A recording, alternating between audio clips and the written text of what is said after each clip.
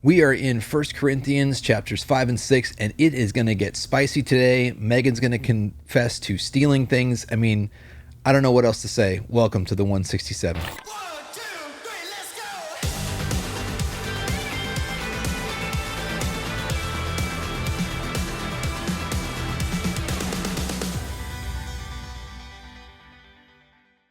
Hey, welcome to the 167, and it's a spicy day with First Corinthians 5 through 6 today. With me is Megan May, our connections director. Yes, good morning. I love the spice. I'm ready for it. And I think that's the first time I've not said coordinator on the podcast and then had to correct myself. So Congrats. There Good job. you go. thanks. And then with us is our senior pastor, not director or coordinator, but senior pastor. I am not coordination director of anything. Our coordinated directing senior pastor, Rick George, is here with us. And then, as always, Lucas Motley, discipleship pastor. Hey, we are in this series taking large chunks of First Corinthians. Yeah. And I'll be honest, like I said, when I'm going through these, I'm like, oh my gosh, like he's just firing it away. He's like, and this, and this, and this. Like Paul is just taking him to task. Yeah. Well, they got issues. Like, hey, it was so Got bad. issues. The church leaders that were like, we are in trouble, and let's contact Paul. Let's see if Paul can fix this because we're a mess. I really, really, really wish we could find the letter that they wrote Paul because, like he kind of quotes what they say to him. He's like, hey, I know that you said this to me. And I'm like, I really want to read that letter. Dearest Paul, just to let you know, we're super proud that this is going on. He's like, oh, no. No. Yeah. So, he gets right into it. Chapter 5, verse 1, this nails it. Hey, somebody in your church is sleeping with their dad's wife. Which always reminds me of that song, I'm My Own Grandpa, which if you've never heard, it was from a movie called The Stupids. Of course, I'm my it own is. grandpa. I'm my own grandpa. I mean, basically, basically a guy who married this person who was married to them, and then the full circle is then he becomes, it's a bunch of inbred. It's bad. it's terrible. But First Corinthians, man. It was not- bad. It's like that. So they're coming out of the gate. And I wanted to talk to you about this first thing, because that was kind of the first thing and kind of the way that you framed the whole sermon, because that's what we're kind of looking for. We're like going, okay, what do these all have in common? What can we preach through this? And you said it takes courage to live in a culture of compromise. And so I just wanted you guys to have a moment to react to that. What do you think of when you hear that, and when you're saying, it takes courage to live in a culture of compromise?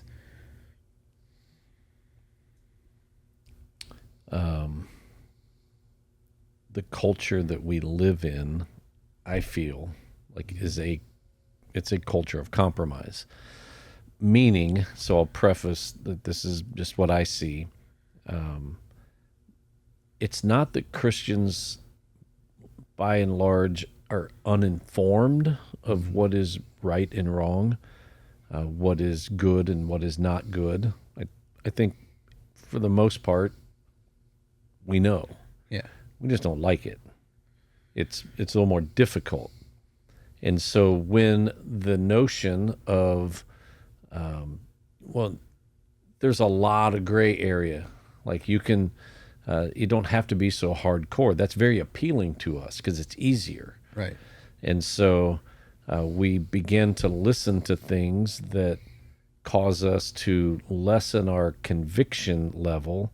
And then I believe we begin to compromise because it's easier. It's just a lot easier to say, well, yeah, you're right. And so we can not be so strict on that. And then I get to enjoy some things that maybe I want to do that sound fun, that sound pleasurable, because we too, like the Corinth church, we're kind of obsessed with pleasure and self-indulgence. And if it feels good, then I should be able to do it. Mm-hmm. And so it satisfies that need, and we get to enjoy some of the things that we know we probably shouldn't, and so we compromise. It takes courage then to say no. Like that is it.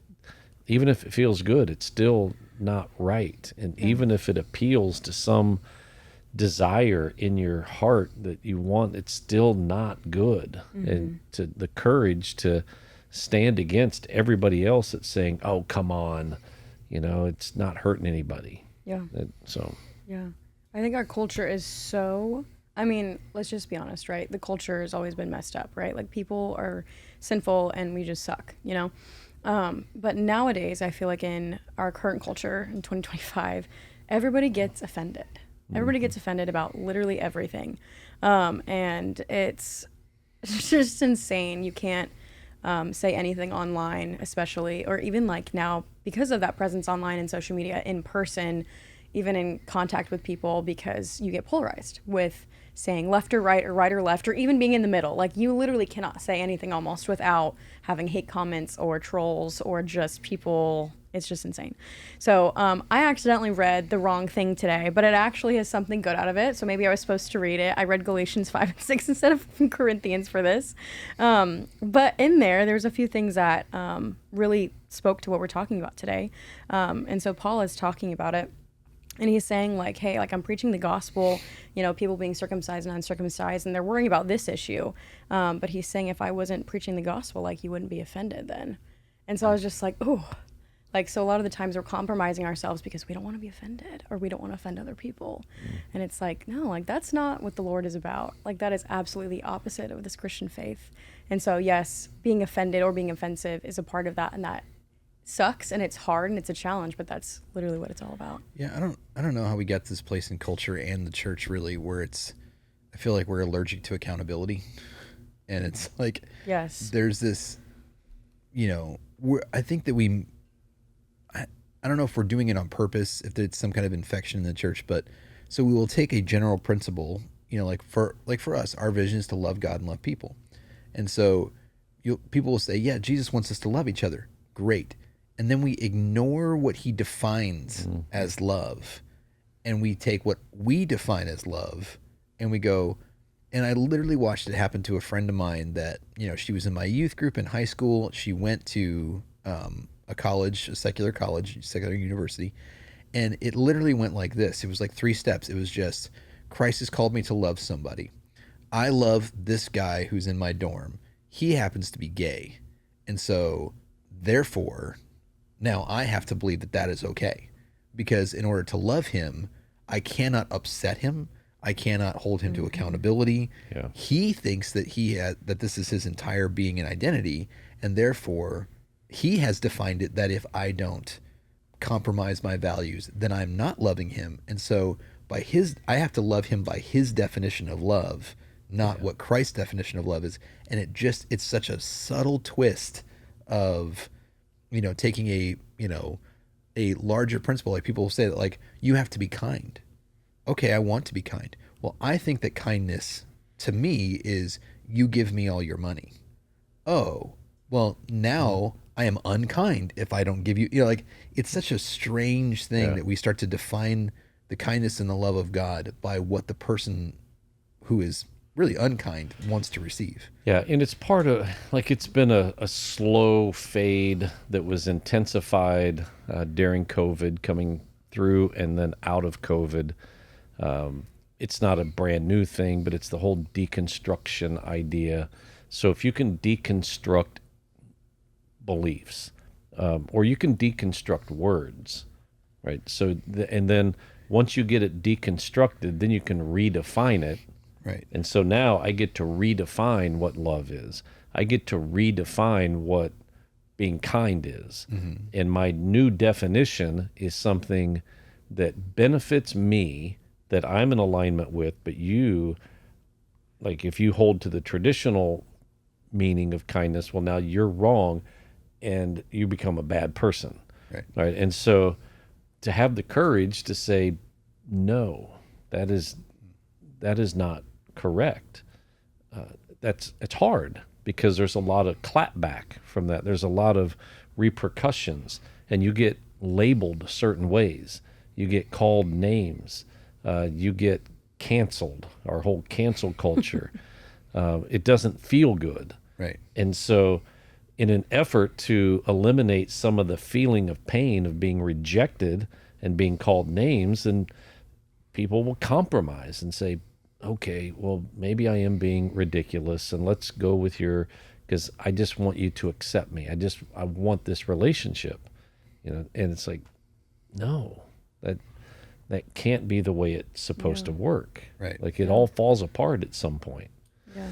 And so, so in my message, I said in the very beginning, my heart is, if I confront your specific sin, it's not because I hate you. It's because I really care about you and I love you. And I can see something in your life, a pattern that's leading to destruction. And because I love you, then I have to be courageous enough to say, I know this is going to be uncomfortable, but here's what I see. And I still love you, even though you're that way, you're doing that, you have that belief, or you're, this habit or whatever it is. I still love you, but we need to correct that. Right. And what's happening in culture today is that's rejected, and you're canceled, and you're the bad person. Right. And that's hard. It's painful. Right. And like I said, it's viewed as unkind. So like even you brought up the issue this week where you said like things that have been normalized that aren't supposed to be normal, and you mentioned divorce. And it's like, I think everybody at the core of their being knows that that's not supposed to be normalized because it hurts so bad. Like, nobody's like, oh yeah, I should be numb to this. This should just be an everyday occurrence. Like that breaks families up. It's awful. And it's like, but if you say that, people are like, well, you're judging me because I'm divorced. I'm like, no, I'm judging divorce. Yeah. Divorce is a bad thing that hurts people. And it's like, now, since you went through divorce, that doesn't mean that I think that you are a bad person, but I think that you should probably not do it again because it's going to hurt even more. That's like, it's ridiculous. It's like saying like, hey, falling down on the ground is bad because you get hurt. And people are like, well, I fell once. You think I'm stupid? And it's like, no. Yeah. I think that breaking your bones stinks. And there are people who have been married, got divorced, got remarried, and now they're like, I love my life. It's a great life. Mm-hmm. I'm like, well, good for you. God has worked that together somehow. I don't understand it. I don't know why you have a great marriage now, but I'm thankful that you do. That therefore does not mean that your divorce was good. Right. Like, I don't think that was God's perfect plan, just because it turned out okay. It's like I wouldn't say... The Lord redeems. He makes good things out of evil. It's like I wouldn't say to the person that was in a horrific car wreck, but I recovered and I got a new car out of the deal. Well, heck, let's all get in car crashes because that's an awesome thing. No. Like, it was still a bad thing. And so it doesn't mean that I hate you. Well, and it means I love you. I care about you, and I want the best for you. And you want to look at that same couple and go, yeah, this is a great marriage, right? So you probably don't want to get divorced. But even before then, so you go back to something else that's equally as acceptable, is living together, having sex outside of marriage, right? Before you get married, and you're like, well, come on, everybody, what's the big deal? Like, it's just part of being a young person. Right? It's just part of life. And, everyone has needs, and it's not hurting anyone. Yeah. It's like that just took sin, a sexual sin, and normalized it. Mm-hmm. And then if you say, no, that's not right, then you become the prude. You become the judgmental, holier than thou. Like, you've never sinned. It's like, no, I'm not saying that. I'm just saying this isn't right. Yeah. It's crazy because people don't understand, like, why. This is what I feel like sometimes. Excuse me, when I talk to my friends who are struggling with that or who have struggled with that, and they don't understand that, like, sin hurts you. Like, living with your boyfriend or having sex with your boyfriend hurts you. Like, in the media, of course, that feels great. Of course, like, shopping addiction, greed, buying a bunch of stuff, of course that'll feel great. But, like, in the end, like, you are killing your soul. Like, they don't understand there's soul ties, and there's so much that goes in with this. Like, people just don't understand, and then they're like, man, why am I so empty? Like, why?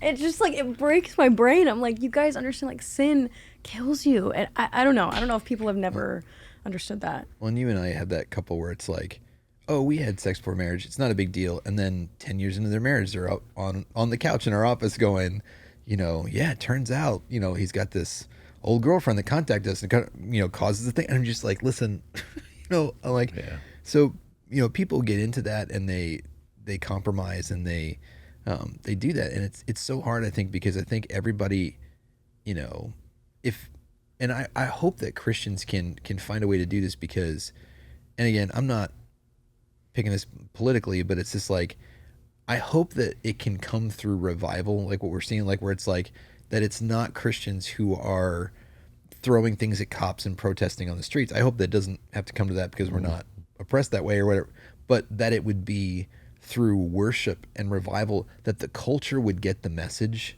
that this is not okay. This is not the popular opinion. This is not what everybody thinks. Because I think that's the thing is that to live with courage in a culture of compromise, you know, we all think that we're going to work and everybody, because of the way the, you know, the secular media is and all this kind of stuff, we think that we're the only Christ follower at work. We think that we're the only Christ follower at, you know, the school district. We think we're the only Christ follower. And that's not really true.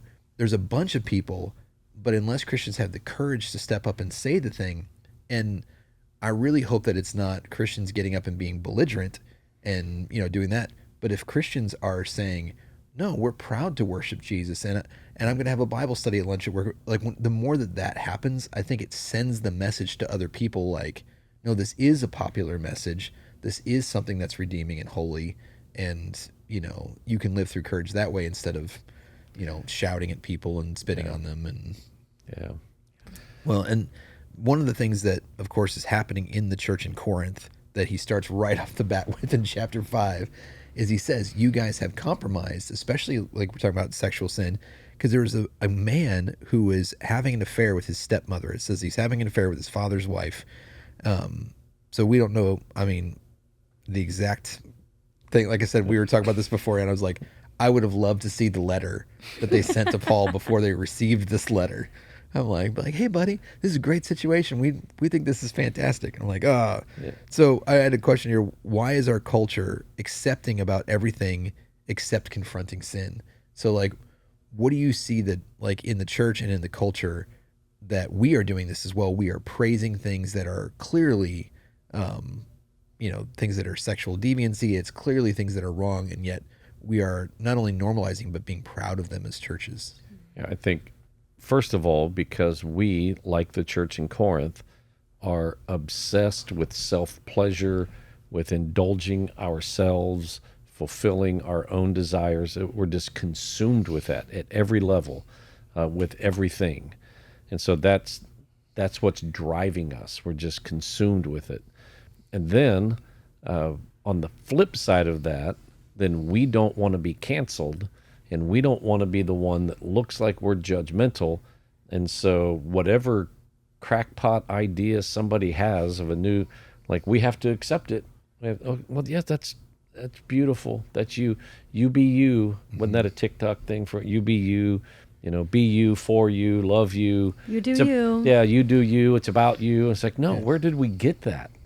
It's because it feels good. And so if it feels good, it must be good. No. And so, yeah, it just seems weird. Like most people would say, okay, it's wrong to sleep with your dad's wife, right? I think that we're all in agreement. You shouldn't do that. But when somebody does it in the church, apparently they were like, well, good for you. Like, we're proud that you came out because you just have to love who you love. And we're going to celebrate that because you're just doing what you feel like you're supposed to do. So let's get behind our buddy here who's sleeping with his dad's wife. But that's the crazy thing. And I talk about this all the time about the New Testament because people are always like, I don't know why you like the Old Testament. You know, I don't know why you bother reading the Old Testament. I'm going, listen, we all in Western society are going, well, that's not right that you would sleep with your father's wife. And I'm going, but the thing is, the only reason that you know that is because you come from Judeo-Christian roots because of Leviticus, where Leviticus says specifically, do not sleep with your father's wife. She is your mother. I am the Lord.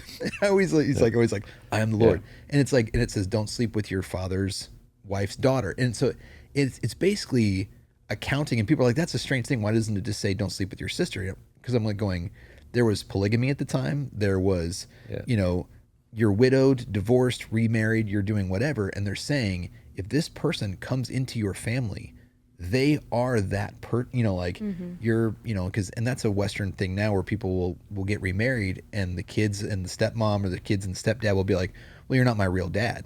And it's like, according to the Bible, that is your mom. That's your dad. That's that is the familiar relationships. And so it's like, don't, that should in no way be sexual. And it's just like, that's basically incest, whether it's blood related or not. And it's like, but you don't know that unless you go to the Old Testament. And I love that the fact that God took the time in the Old Testament to go, hey, just in case there's any question about this.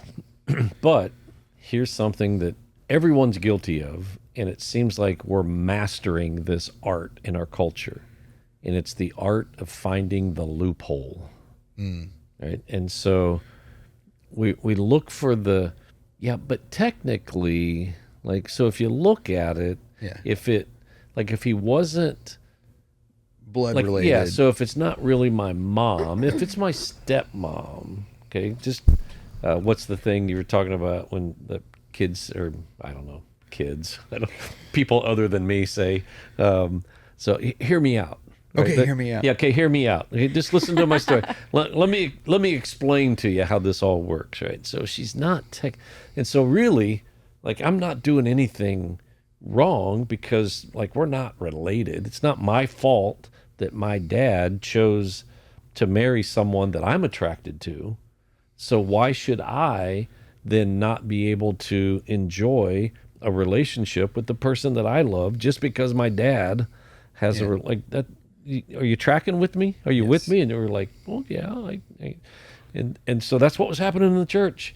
And then church people are like, all right, well, you got a good argument there. So, we're going to celebrate that. So go on home and have sex with your dad's wife. And well, and it's such a like, it's crazy. Yeah, you're talking about compromising and permissiveness, where it's like we say things that are broad sweeping that sound good. So like, love is love, my body, my choice. Like these things where it's like that it's so broad that it sounds really nice. It's like, love is just love. And I'm like, that can be not, like that. Then I can sleep with, my stepmom. I can sleep with my relatives. I can marry my cousin. I can, touch children, like, because I love them. And it's just like, oh, no. Love is not love. Like, all love is not the same. All ideas, all religions, all ideologies are not equal. Yeah. And so, we just have a way of trying to find the loophole. And I've had conversations, as well as you have, with people that'll say, well, okay, specifically, show me in the Bible where it exactly says homosexual. Well, it's okay. It's not, that word is not. That goes. Okay, see? So don't come to me with the Bible. We found the loophole. Where does it say specifically? I can't look at this on the internet. I know. In the first century. Megan, tell me, where in the Bible does it specifically say do not smoke pot? Where does it say it? Does it show me? Not specifically. So don't get on your moral high horse and tell me I can't smoke pot because it's not in the Bible. In fact, Right? No, Jesus did appear as a smoking pot at one point to make a covenant with Abraham. And so it's like we've mastered the art of finding the loophole. And we do that, again, going back, we deconstruct and then we reconstruct with new definitions and new ideas. And then suddenly everything makes sense to my way of thinking. Right? Yeah. So look at me. I'm just doing the right thing. And you're like, how did you do that? It's like some, up close magic trick. Like, what? How did you just twist that around? And then we fall for it. And the church had here. And then they're writing Paul saying, you're going to be so proud of us. Like, we are so cool as a church. We're so inclusive. We're inclusive. We're a progressive church. And we got a guy even that's sleeping with his mom. He's like, oh my gosh, what are you guys? He goes, I can hardly believe. I know it. It's like, what are you talking about? How did you get there? Do you think he was like, I can hardly believe? Actually, I can believe it. But that's where we are. Jokers. And we do the same thing. Yeah. And so, Yeah, it's so much justification for whatever you want. Like you were saying, like we just want to please ourselves so much so that we're willing to like die on this hill. Whatever your hill is, you're willing to die on it to get that loophole, just to justify yourself out of every single piece of accountability. Well, what's crazy is like he's going to go on about this for different chapters. We're going to unpack some more of that this week, where he's basically challenging Christians to push it further. Of in the same way that Jesus comes and he says, "Hey, listen, you've heard it said that if you murder your brother, but I say if you hate your brother," you know, and it's like, you know, and pushing people to that next step. And Paul's going, "Hey, listen, I understand that everything is permissible, but is it beneficial to you?" And so, you know, kind of these loopholes of going, I can even understand the argument. So like, you know, I tell people all the time, like I drink, you know, soda, and it's like, I'm not a person that's going to sit here and tell you, be like, oh, actually it's pretty healthy for you. Like that's delusional. Like I might say, I know this is bad for me. Like I still do it anyway. I'm, you know, eating a piece of chocolate cake is bad for me.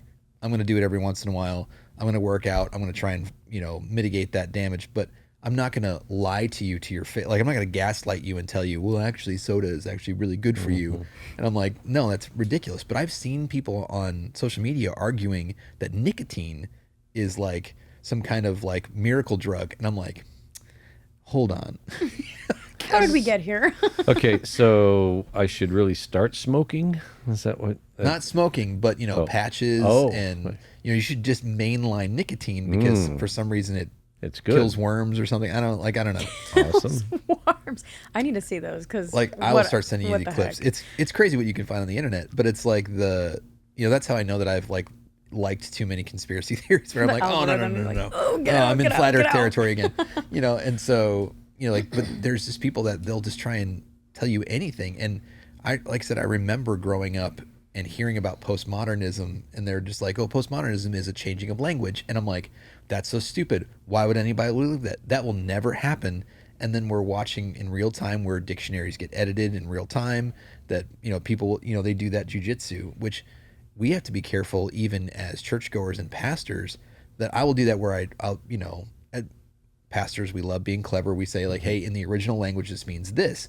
But I've watched people use what I call the thesaurus method, where it's like, hey, look, this word is one time translated this way, and, you know, that word is one time translated this way, which one time, like, and pretty soon you're changing the clear meaning of the passage and twisting the one word to make it seem like it's something that it's absolutely not, and you make it seem like it's the opposite thing. And I'm going, like I was with you going, how did you do that in real time? Yeah. And they've, you know, my Bible college is trying to warn us that was like a whole movement of postmodernism. I was like, no one will fall for this. This is crazy that you can make hot mean cold and cold mean hot. And yeah, so ridiculous. The clear meaning, when you read a text, the obvious clear meaning is generally the obvious clear meaning. It's what they were trying to communicate.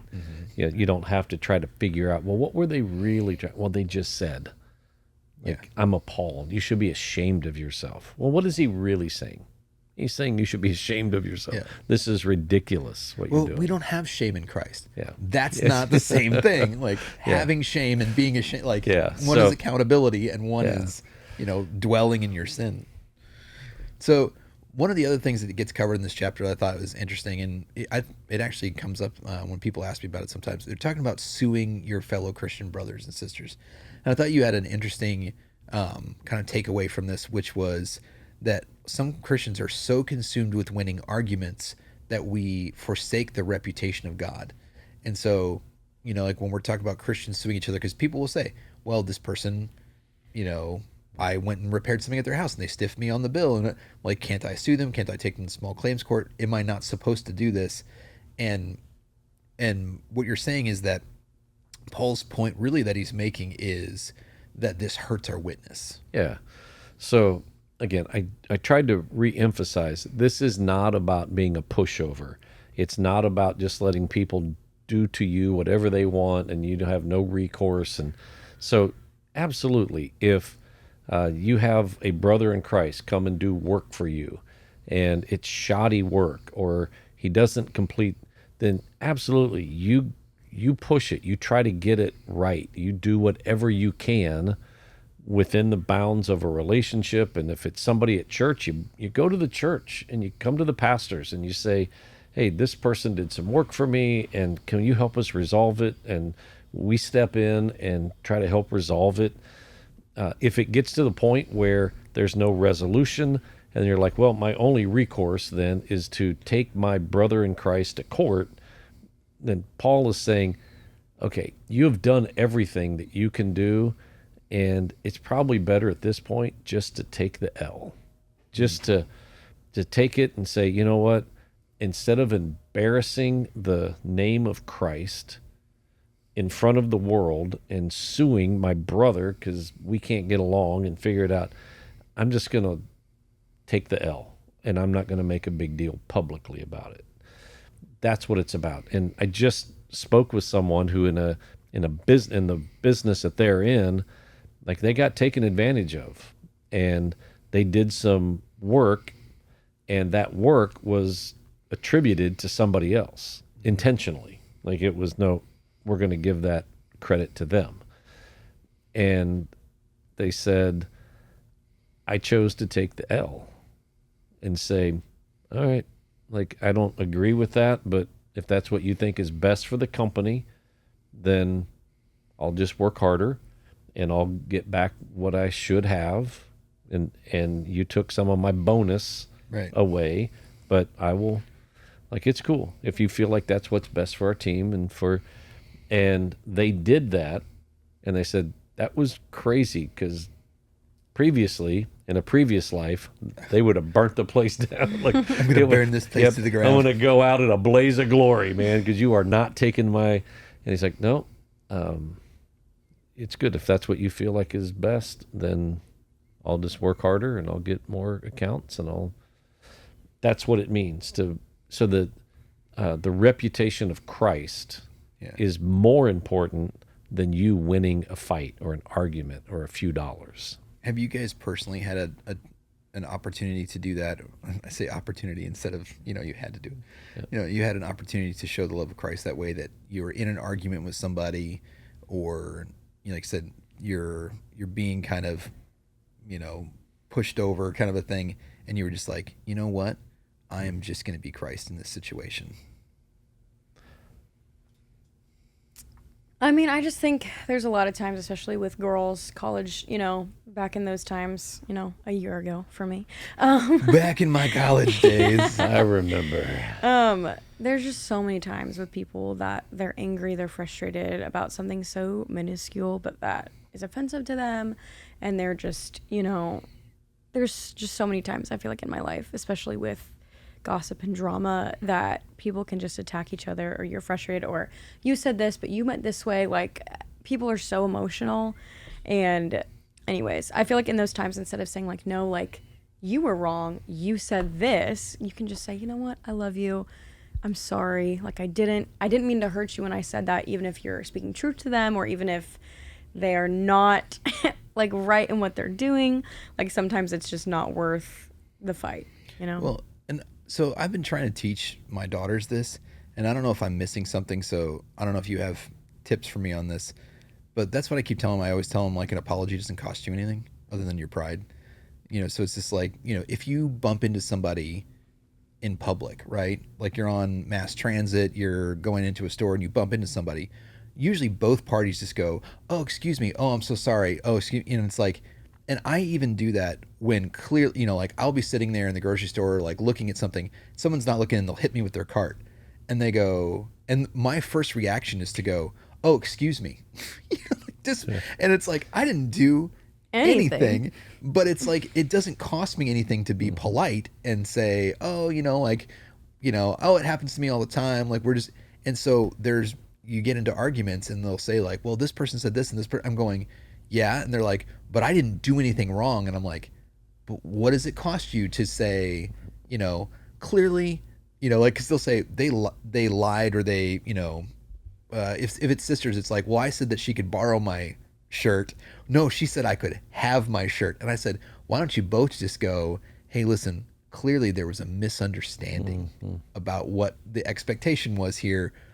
Like, we'll just reset it and try again. I don't know how to help them further with that. I don't know if you guys have any. No, I mean, I think it comes down to, there's a difference between misunderstandings. There's a difference between, an opinion and having convictions, having a clear, like you were deceptive. Like if it was a very clear, like you deceived me and you took something knowing full well what you were doing, that's different than, oh, I thought you said I could have it. Well, yeah, I did. You could have it for the day. I thought we understood that. We can, work that out. So what I don't want to communicate in any way is that we as followers of Christ should just say, I'm just going to go ahead and take the L on this deep spiritual truth. Right. And this conviction that I hold, that I believe historical Christianity has taught, but for the sake of, the cause of Christ, I'm just going to go along. That's not what I'm referring to. Right. Okay? It's more of the opinion, the peripheral things, the things that,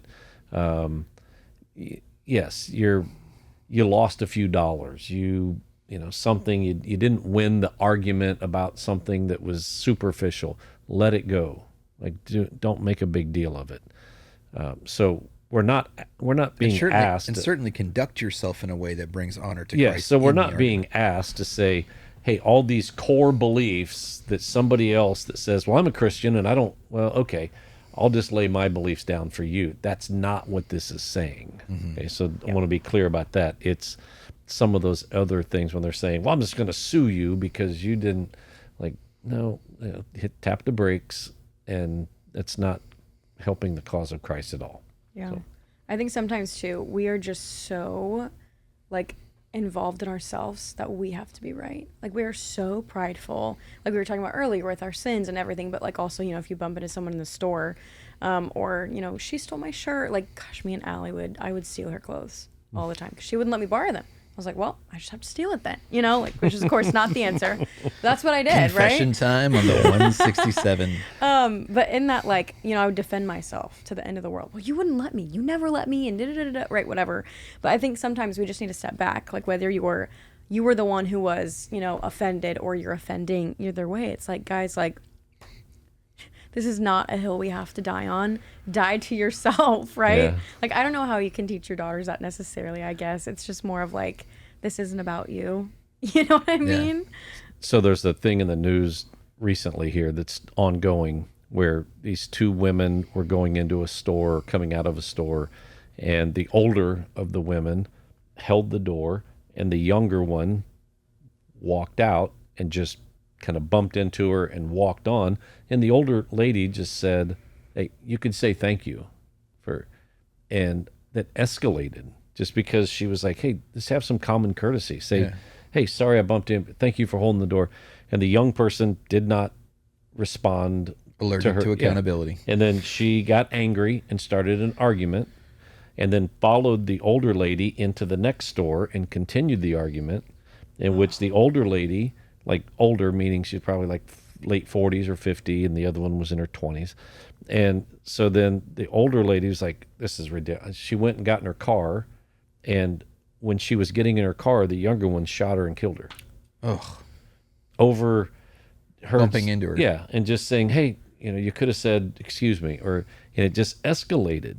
And again, it's because of that, my rights, and who are you to tell me, and don't confront me, and I don't have to say anything. We're so consumed with self, and it can escalate very, very quickly. That's insane. I know, it's bizarre, my but God. it's what happens in our culture. So I know we're out of time, and we got to keep going, but yeah. We're gonna continue talking about that this week a little bit. Chris and I are gonna talk about that, which is how you don't necessarily belong to yourself. You have responsibilities to your community and to Christ. So last thing, just kind of a tip here is, how should we confront brothers and sisters in Christ? Is it, I got auto-corrected. Is it Plano?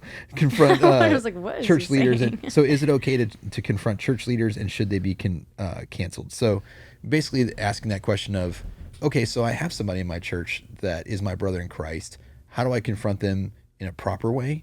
And then if, whether it's a ministry leader or whatever, so what if somebody's leading me and I'm like, well, how do I confront that person? yeah. So it's true for everyone. It's in private and with humility, in love. So you go to them in private, humbly, after examining your own life. You do it in love, and you confront their sin. Okay. you may determine at the end of that, I can no longer let this person lead me.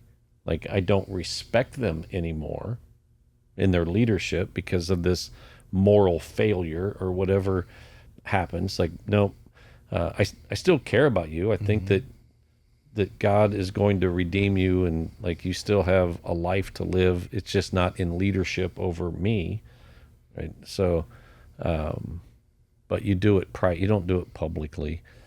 You don't shame people publicly. You go to them privately. You go through that Matthew process and then if they don't, then you take somebody else, and if they don't repent, then you take it to the church, and then yes, and so in 25 years, and I told somebody this on Sunday because they were asking me about the don't judge but I said in 25 years, there's been one specific time where the elders at New Life had to actually ask someone to leave our church. Like there was a second time where that was about to happen. Like, we were going to tell someone, you cannot come back here. And then, but before we could get to that point, they left on their own. Yeah. So we can and have done that to say, we're removing you from our fellowship, but we take it very seriously. And it's happened twice. Right. Yeah. And I'm sure afterwards we are unloving and unkind to that person. But yeah, it's biblical. Yeah. I think I just went through this actually a few days ago, really. And I remember I sought guidance from another elderly lady. I don't want to say elderly, but she's older than me, a few years. 30. She was like 50, but yes. But that's not even elderly.